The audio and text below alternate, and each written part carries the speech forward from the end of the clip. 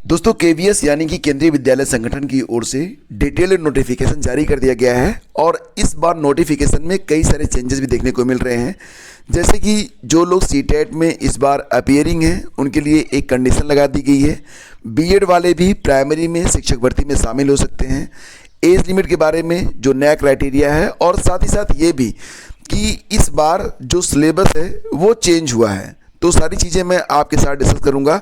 और इसके पहले जो नोटिफिकेशन रात में मैंने अपलोड किया था तो उस नोटिफिकेशन को भी अगर आप चाहें तो देख सकते हैं, लिंक वीडियो के डिस्क्रिप्शन में आपको मिल जाएगा। देखो फ्रेंड्स, इसमें ऑफिशियल वेबसाइट पर जाएंगे तो आपको जो है 3 नोटिफिकेशन देखने को मिलेंगे। वैसे ये तीनों नोटिफिकेशन डाउनलोड करके मैंने अपने टेलीग्राम चैनल स्टडी विद ज्ञान प्रकाश पर शेयर कर दिया है। साथ ही साथ आप हमारी जो वेबसाइट है studyvidgyanprakash.com उस पर जाकर भी आप नोटिफिकेशन और सारी डिटेल्स को चेक कर सकते हैं। तो यहाँ पर सबसे पहले बात करते हैं प्राइमरी में शिक्षक भर्ती के बारे में। तो केवीएस प्राइमरी शिक्षक भर्ती के लिए अभी फ़िलहाल जो वैकेंसीज हैं, कुल पदों की संख्या यहाँ पर आप देख सकते हैं कि कुल पद यहाँ पर कितने हैं, 6414 पद हैं। इसमें जो एलिजिबिलिटी है इसमें कोई भी चेंज आपको देखने को नहीं मिलेगा, सिर्फ इसके कि इस बार बीएड वाले भी सशर्त प्राइमरी शिक्षक भर्ती में शामिल किए गए हैं। पिछली बार 2018 वाले में बीएड वालों को मौका नहीं मिल पाया था प्राइमरी में, लेकिन इस बार मिल रहा है। ठीक है, आप यहाँ पर देख सकते हैं कि graduate with at least 50% mark and bachelor of education. ठीक है, लेकिन यहाँ पर बीएड वालों के लिए एक शर्त है। शर्त ये है कि सुप्रीम कोर्ट में जो याचिका है वहाँ से जो निर्णय आएगा उसी के आधार पर ही बीएड वालों को आगे भर्ती में शामिल किया जाएगा। मतलब ये आप मान के चलिए कि बीएड वाले अबाउट सेफ हैं, क्योंकि केवीएस भी इस बात को मान के ही चल रहा है, अन्यथा वो इतना बड़ा कदम ना उठाता। मतलब ये कि बीएड को आप सुरक्षित मानकर अब आप अपनी तैयारी को शुरू कर सकते हैं।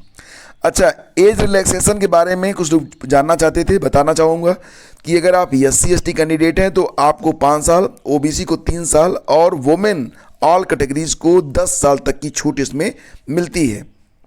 और बाकी जैसे कि अगर केवीएस एम्प्लॉई हैं और गवर्नमेंट में हैं, गवर्नमेंट जॉब में हैं और जो लोग दिव्यांग हैं तो उनको भी छूट मिलती है। उसके लिए आप यहाँ पर चेक कर सकते हैं। ठीक है, सारी डिटेल्स यहाँ पर दी गई है। एक बड़ी बात यह कि जो लोग इस बार सीटेट की परीक्षा में शामिल होने वाले हैं, जैसा कि आप लोग जानते हैं कि CTET 2022 दिसंबर की जो परीक्षा होनी है वो दिसंबर और जनवरी में होगी और इसका रिजल्ट आते आते डेफिनेटली फरवरी मार्च हो जाएगा। मतलब ये कि दिसंबर में जो लोग इस बार सीटेट की परीक्षा का फॉर्म भरे हैं वो लोग दिसंबर में तो सर्टिफिकेट पाएंगे नहीं। और यहाँ पर ध्यान दीजिए कि 26 दिसंबर एक कट ऑफ डेट लगा दी गई है। कट ऑफ डेट का मतलब यहाँ पर ये है कि इस 26 दिसंबर तक हर हालत में आपके पास educational qualification, age limit, experience वगैरह तो सारी डिग्रीज और सारे कट ऑफ आपके जो हैं वो 26 दिसंबर से कैलकुलेट किए जाएंगे। तो मतलब कि 26 दिसंबर जो है ये बहुत ही इंपॉर्टेंट है। और क्योंकि इस बार जो लोग सीटेट की परीक्षा में बैठने वाले हैं उनके पास सर्टिफिकेट होगा ही नहीं, तो इस बार ऐसे कैंडिडेट जो कि इस बार सीटेट में शामिल होने वाले हैं वो लोग पार्टिसिपेट नहीं कर पाएंगे। ठीक है, और इसी प्रकार से जो पूरा नोटिफिकेशन है उसको आप देख सकते हैं। और डिटेल्ड सिलेबस भी जारी कर दिया गया है। सिलेबस में एक बड़ा चेंज आपको देखने को मिलेगा। ये आप देख सकते हैं जो एग्ज़ाम सिटीज़ हैं, कहाँ कहाँ पर परीक्षाएं होंगी, किस प्रदेश में, और सारी जानकारी यहाँ पर दी गई है।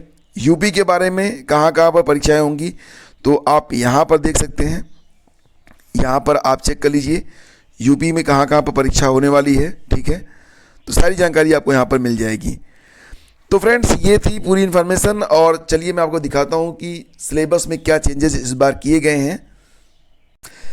पीजीटी के बारे में बात करते हैं फ्रेंड्स। तो अभी तक क्या होता था, 150 प्रश्न पूछे जाते थे, 150 मिनट का आपको जो है होता था, मैक्सिमम मार्क होता था, नेगेटिव मार्किंग नहीं होती थी। तो नेगेटिव मार्किंग इस बार भी नहीं है, लेकिन प्रश्नों की संख्या इस बार बढ़ गई है। इस बार आपको 3 घंटे का समय मिलेगा, 3 आवर, और प्रश्नों की संख्या कितनी होगी, 180। ठीक है, 180 MCQs आपको जो है, और हर प्रश्न 1 अंक का होगा। और यहाँ पर आप इस बात को देख सकते हैं, परीक्षा जो होगी वो CVT मोड में होगी, तो आप जानते ही हैं। और इस बार जो पहला पार्ट होगा उसमें जनरल हिंदी और जनरल इंग्लिश के 10-10 प्रश्न होंगे। पार्ट 2 में जनरल अवेयरनेस और करंट अफेयर के 10 क्वेश्चन हैं, रीजनिंग एबिलिटी के 5 क्वेश्चन हैं, कंप्यूटर लिटरेसी के 5 क्वेश्चन हैं, इसके अलावा पेपर जो होगा उसमें एक पार्ट 3 भी है। पार्ट 3 क्या है? ये है perspective on education and leadership. इससे 40 क्वेश्चन आपसे पूछे जाएंगे। इसके अंतर्गत understanding of learner, understanding teaching learning 15 question, creating conductive learning environment और स्कूल ऑर्गेनाइजेशन एंड लीडरशिप से 10 क्वेश्चन, पर्सपेक्टिव इन एजुकेशन। तो इस प्रकार से कुल 40 प्रश्न होंगे तीसरे पार्ट में। चौथा पार्ट भी रहेगा। चौथे पार्ट में क्या है कि 100 प्रश्न होंगे। तो यह आपका सब्जेक्ट से संबंधित रहेगा। तो इस प्रकार से जो प्रश्नों का विभाजन है वो किया गया है। किसके लिए? पीजीटी के लिए। बाकी 60 अंक का आपका इंटरव्यू होगा, ये बात आप लोग ध्यान रखिएगा। इसके बाद आगे बढ़ें तो अब यहाँ पर आप देख सकते हैं कि पीजीटी के लिए जो प्रोफिशिएंसी इन लैंग्वेज टेस्ट होगा, तो ये डिटेल नोटिफिकेशन आपको यहाँ पर दिया गया है। मतलब डिटेल में आपको बताया गया है कि क्या क्या आपको पढ़ लेना है। तो नोटिफिकेशन देख के अपना जो सिलेबस है उसका प्रिंट आउट निकाल लीजिएगा या हैंड रिटन लिख कर सामने चिपका लीजिए। उसके बाद ही आगे बढ़िएगा। फिर आते हैं ट्रेन ग्रेजुएट टीचर में। तो टीजीटी में भी जो सिलेबस चेंज हुआ है उसके मुताबिक कुल 180 प्रश्नों को आपको हल करना होगा। ठीक है, 180 प्रश्न आपको मिलेंगे और हर प्रश्न 1 अंक का रहेगा। हाँ, 1 अंक का रहेगा, यहाँ पर दिया गया है। और duration of written test will be 180 minute, मतलब 3 घंटे का समय अब आपको मिलेगा। किसके लिए? टीजीटी के लिए। ठीक है। क्वेश्चन पेपर किस प्रकार से रहेगा? क्वेश्चन पेपर में पार्ट 1 रहेगा, सेम वही है, 10-10 क्वेश्चन रहेंगे हिंदी और अंग्रेजी के। पार्ट 2 में क्या रहेगा? 20 प्रश्न होंगे। General awareness and current affair के 10 क्वेश्चन रहेंगे। रीजनिंग एबिलिटी और कंप्यूटर लिटरेसी के 5-5 क्वेश्चन रहेंगे। तो इस बार जो है मतलब जनरल अवेयरनेस और करंट अफेयर को है थोड़ा सा वेटेज कम दिया गया। तीसरा जो पार्ट होगा वो क्या रहेगा? Perspective on education and leadership. इससे 40 क्वेश्चन होंगे। इसका सिलेबस वही है जो कि पीजीटी का है। और इसके बाद सब्जेक्ट से भी क्वेश्चन इस बार पूछे जाएंगे। तो 100 नंबर के स्पेसिफिक सिलेबस रहेगा। तो इसको भी आप लोग देखिएगा ज़रूर। ठीक है। तो सब्जेक्ट स्पेसिफिक सिलेबस 100 मार्क। आगे मैं आपको दिखा रहा हूँ डिटेल्ड। और इसमें 60 नंबर का जो है क्या रहेगा? 60 नंबर इंटरव्यू का रहेगा। तो रिटन एग्ज़ाम 70 और इंटरव्यू से 30। इस प्रकार से इस रेशियो में आपकी जो फाइनल मेरिट होगी वो तैयार की जाएगी, टीजीटी में भी पीजीटी में भी। आगे पीआरटी भी हम देख रहे हैं। तो यहाँ पर आप देख सकते हैं जो डिटेल्ड सिलेबस दिया गया है, इसको भी आप लोग देख लीजिएगा कि डिटेल में जो है जो सिलेबस है उसमें क्या है। फिलहाल यहाँ पर मैं आपको लेके चलता हूँ पार्ट 4 पर, जो कि आपके लिए काफ़ी इंपॉर्टेंट है क्योंकि वो सब्जेक्ट से संबंधित है। तो यहाँ पर देखो, अंडरस्टैंडिंग टीचिंग लर्निंग से 15 क्वेश्चन होंगे। पूरा डिटेल सिलेबस यहाँ पर दिया गया है, इसको आप देख लीजिएगा। उसके बाद पार्ट 4 है, इसमें दिया गया है सब्जेक्ट स्पेसिफिक सिलेबस 100 मार्क। तो रेफर अनेक्जर नीचे दिया गया है, उस पर हम चलते हैं। तो दोस्तों यहाँ पर आप देख सकते हैं कि subject specific syllabus for PGT यहाँ पर दिया गया है कि अलग अलग जो विषय हैं उस पर जो जैसे कि मैथ, फिजिक्स, केमिस्ट्री, बायोलॉजी सबके लिए अलग अलग सब यहाँ पर एक सिलेबस लगा दिया गया है। और इसी प्रकार से टीजीटी के लिए भी है। ठीक है। इसी प्रकार से टीजीटी में आर्ट, फिजिकल एजुकेशन वगैरह के लिए है, पीआरटी के लिए अलग होगा। तो नीचे आपको सारी डिटेल्स मिल जाएगी। जैसे कि यहाँ पर आप सबसे पहले देख सकते हैं पीजीटी के बारे में। तो पीजीटी का जो स्पेसिफिक डिटेल सिलेबस है वो आप यहाँ पर देख लीजिए। Syllabus for the post of PGT mathematics. तो यहाँ पर सेट्स दिए गए हैं। अब यहाँ पर जो ये मैथ के लिए होगा, तो मैथ में sets, relations and functions, trigonometric functions, complex numbers and, मतलब कि हर विषय के लिए आपका जो सिलेबस है वो अलग अलग इस बार इंक्लूड किया गया है। ठीक है। अब जैसे कि अगर आप पीजीटी पे चलते हैं, चलो मैं आपको लेके चलता हूँ पीजीटी पे, तो आप समझ पाएंगे कि जो भी आपका विषय होगा, ठीक है, उसके लिए जो सिलेबस होगा वो दिया गया है। तो जिस भी विषय से आप आवेदन करेंगे, अब आपको विषयगत तैयारी भी करनी होगी। अभी तक विषयगत तैयारी आपको नहीं करनी होती थी। मतलब अब तक क्या होता था कि आप लोग बस जो है एक जनरल तैयारी सभी को करनी होती थी और उसके बाद आपका काम हो जाता था। इंटरव्यू में ही सब्जेक्ट से संबंधित जो क्वेश्चन होते थे वो आपसे पूछे जाते थे। लेकिन इस बार ऐसा नहीं है। इस बार आपको बहुत सारे चेंजेस देखने को मिलेंगे। तो ये सिलेबस आप ज़रूर देख लीजिएगा अगर आप शामिल हो रहे हैं टीजीटी, पीजीटी, केवीएस वगैरह में। अब यहाँ पर देखेंगे अगर आप, तो subject specific syllabus for TGT direct recruitment 2022। तो यहाँ पर math, science, social science, English, Hindi, Sanskrit वगैरह जो सब्जेक्ट होते हैं, सबसे ऊपर तो मैथ का ही दिया गया है। तो मैथ का जो सिलेबस है वो यहाँ पर देख सकते हैं। इसमें real number, polynomials, linear equations and two variables, pair of linear equations in two variables, मतलब ये कि इसी प्रकार से हर विषय के लिए आपको कंप्लीट सिलेबस यहाँ पर प्रोवाइड करवाया गया है और इसी सिलेबस के आधार पर अब आप अपनी तैयारी करेंगे। मतलब ये कि इस बार की तैयारी थोड़ी सी पिछली बार की अपेक्षा तो डिफ़िकल्ट ही हो गई है। सोशल साइंस के बारे में बहुत सारे लोग आवेदन करेंगे, तो सोशल साइंस के बारे में मैं आपको दिखा देता हूँ। जैसे कि syllabus of post of PGT social science, तो एनसीईआरटी सीबीएसई का जो सिलेबस रहेगा उसी के मुताबिक कक्षा 8 से 10 तक की किताबों से आपको जो है events and process, French revolution, socialism Europe and Russian revolution, Nazism and rise of Hitler, livelihood, economic and societies, इसका कंटेम्पोरेरी इंडिया, इंडिया लोकेशन और बहुत सारी चीज़ें हैं, climate, natural vegetation and wild life, population. तो ये सारी चीज़ें आपको पढ़नी होंगी। मतलब कि इस बार टीजीटी और पीजीटी में आपसे विषयगत जो प्रश्न हैं वो भी पूछे जाएंगे। तो ये पूरा सिलेबस आपको इस बार रिलीज़ कर दिया गया है। तो इस सिलेबस आप लोग देख लीजिएगा, उसके बाद अपनी पढ़ाई को अभी आप लोग स्टार्ट कर दीजिए।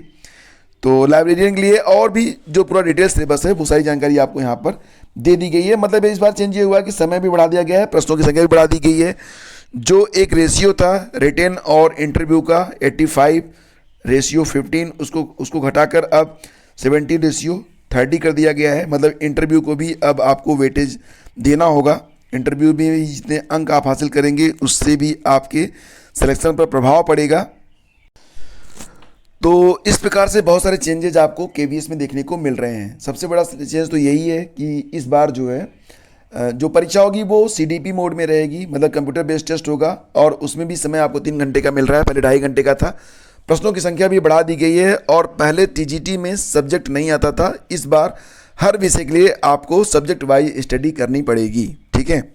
और देखो अनुदेशकों के मामले में हाई कोर्ट की ओर से डिसीजन आ गया है। जो डबल बेंच ने सिंगल बेंच के आदेश पर रोक लगा दी है। फिलहाल यहाँ पर यह कहा गया है क्योंकि अनुदेशों की जो भर्ती होती है दोस्तों ये 1 साल के लिए होती है, संविदा पर होती है। तो जो 17,000 रुपये प्रतिमाह मानदेय देने का एकल पीठ का फैसला था वो उसमें थोड़ा सा चेंज किया गया है। चेंज ये है कि कोर्ट ने कहा है कि अनुदेशकों को केवल 2017-18 सत्र के लिए ही 17,000 रुपये मानदेय दिया जाएगा। तो हाई कोर्ट ने राज्य सरकार की विशेष अपील को आंशिक रूप से स्वीकार भी कर लिया है। यह फैसला मुख्य न्यायाधीश राजेश बिंदल और न्यायमूर्ति जे मुनीर की खंडपीठ ने राज्य सरकार की विशेष अपील पर दिया है। इसके माध्यम से एकल पीठ के उस आदेश को चुनौती दी गई थी जिसमें कहा गया था कि अन्य राज्यों की तरह अनुदेशकों को 17,000 रुपये प्रतिमाह मानदेय ब्याज सहित भुगतान किया जाए। वैसे खंडपीठ ने राज्य सरकार को स्वतंत्र निर्णय लेने की छूट भी इसमें दी है। ठीक है। तो ये बात यहाँ पर कही गई है। मतलब ये कि जो 17,000 रुपये का पेमेंट की बात है वो केवल 1 सत्र के लिए है और इसमें भी जो है राज्य सरकार जो है स्वतंत्र निर्णय ले सकती है। संविदा पर नियुक्ति 1 सत्र के लिए होती है, इसलिए उसी सत्र का मानदेय पाने के ऐसे लोग अधिकारी हैं। प्रदेश में लगभग 27,000 अनुदेशकों का मानदेय 2017 में केंद्र सरकार ने बढ़ाकर 17,000 रुपये कर दिया था। इसे यूपी में लागू नहीं किया गया था, तो इसी मामले को चैलेंज किया गया था और फिलहाल अब जो आप कहेंगे कि इसमें सरकार ही विजयी हुई है। ठीक है, याचिका पर। और प्रदेश के 27,000 अनुदेशकों को 1 सत्र का ही ब्याज रहित मानदेय मिलेगा। ब्याज रहित ब्याज वो भी नहीं मिलेगा। दिल्ली में नगर निगम चुनाव के लिए जो है 4 दिसंबर को 250 वार्ड में पार्षद चुने जाने के लिए वोट डाले जाएंगे। तो 3 बड़े बदलाव किए गए हैं दिल्ली में।